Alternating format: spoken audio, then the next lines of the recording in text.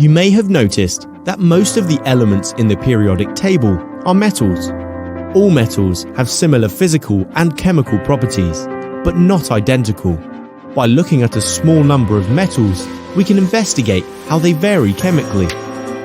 We will look at zinc, copper, potassium, calcium, iron, lithium, magnesium, and sodium.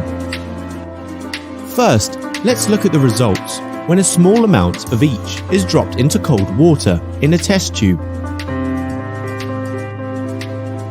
Stop the video to study the results, and then try to rank the metals from most to least chemically reactive.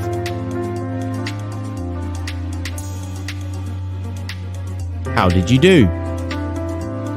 From the results, some can be ranked, but others appeared to be the same. Let's rewrite the list.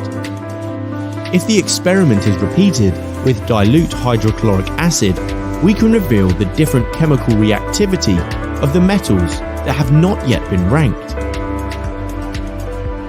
And now, rewrite the list again. From these two experiments, we can rank all 8 metals in order of chemical reactivity. This is of course a selective list, or else we would need to include over 70 metals.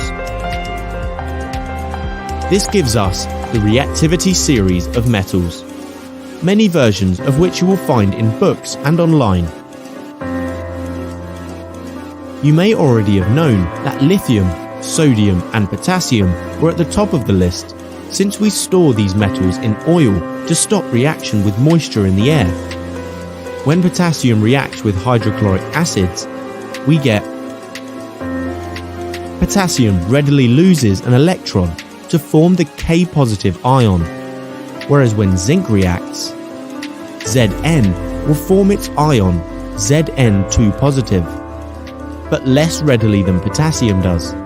So the series of reactivity is also a list which shows the tendency for metals to produce their positive ions. Don't panic, you don't have to remember this list.